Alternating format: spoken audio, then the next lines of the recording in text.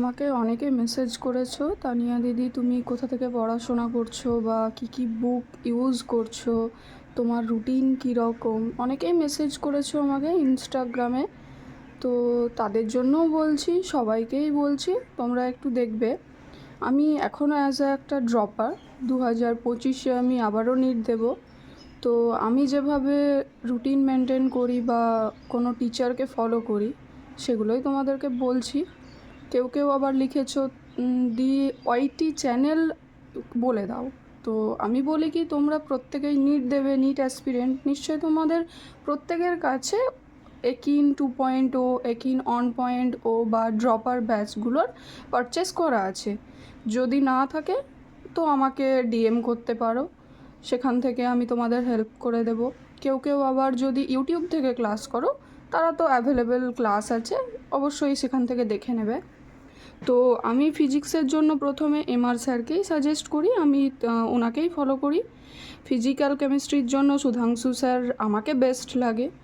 বোটানির জন্য আমি একিন 2.0 থেকে কোনো টিচারকে সাজেস্ট করতে পারছি না, কারণ আমি তাদের কাছ থেকে ক্লাস করিনি।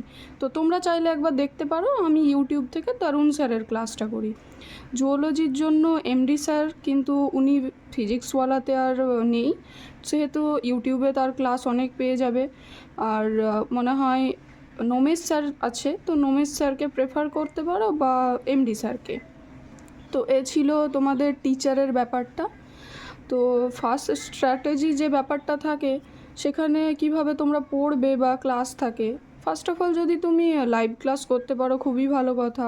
তো লাইভ ক্লাস করবে 6-7 ঘন্টা, অনেকের ক্ষেত্রে পসিবল হয় না, বা যারা ড্রপার হয় তারা ভাবে যে লাইভ ক্লাস করে 6 ঘন্টা সময় নষ্ট করব না, কারণ প্রত্যেকটা ক্লাসই 2-2.5 ঘন্টার উপরে, তো তারা রেকর্ডেড ক্লাস করে। তো তারা রেকর্ডেড লেকচার নিজেদের সময় মতো দেখে নিতে পারে। বাকি তোমার লেকচার নোটস যেটা হয় ক্লাসের, সেটা তো অবশ্যই করতে হবে। দেন তোমরা রিভিশন করবে, তারপর ডিপিপি করবে। অনেকে আছো যে ক্লাসের পরে ডিপিপি করো, যেটা আমিও ফার্স্ট বছরেই করেছি। তো এটা করা একদমই উচিত নয়, কারণ ক্লাস করার পর ডিপিপি ইজিলি সলভ হয়ে যায়, কিন্তু কিছুক্ষণ পর যখন পড়াটা মাথায় থাকে না, তখন ডিপিপি আর সলভ হয় না। তো এখন আমি যেটা বলবো যে তোমরা প্রথমত লাইভ ক্লাস করবে, তারপর নোটস প্র্যাকটিস করে নেবে, রিভিশনটা একবার দিয়ে নেবে, মাস্ট বি এনসিআরটিটা খুলবে, তারপর ডিপিপিটা করবে। তাহলে কি তোমরা নিজেদেরকে বুঝতে পারবে যে কতখানি মনে রাখতে পারছো।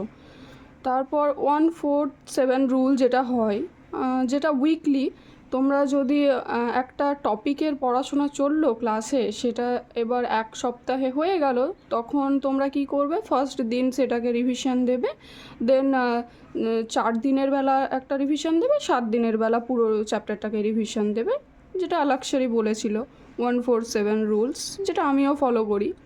বুকসের ব্যাপারটা অনেকে বলেছো যে কি বুকস ইউজ করব। তো ফিজিক্সের জন্য লেকচার এনাফ আছে, নোটস তো ক্লাসে মাস্ট বি করতেই হবে, না হলে তুমি যে লেকচারটা করবে সেটা পুরোটাই বিফলে যাবে। তারপর ডিপিপিটা সলভ করবে, যে ডিপিপি প্রোভাইড করা হয় সেগুলো সত্যি খুবই ভালো।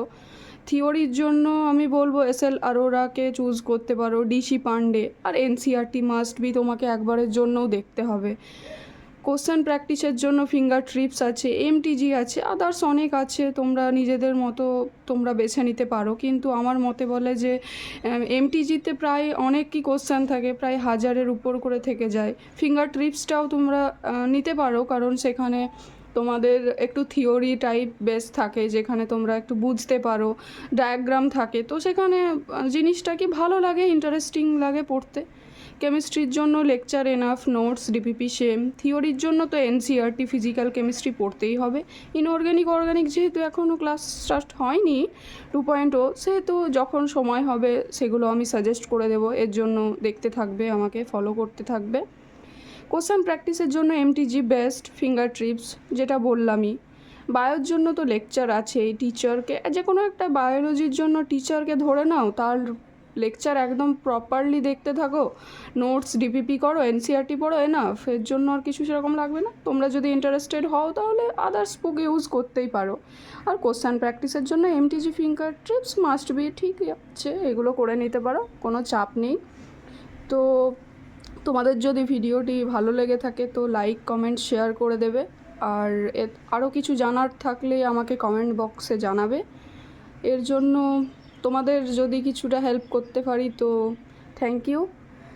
দেখতে থাকবে, ফলো করতে থাকবে, সাবস্ক্রাইব করে দেবে চ্যানেলটা যদি ভালো লাগে।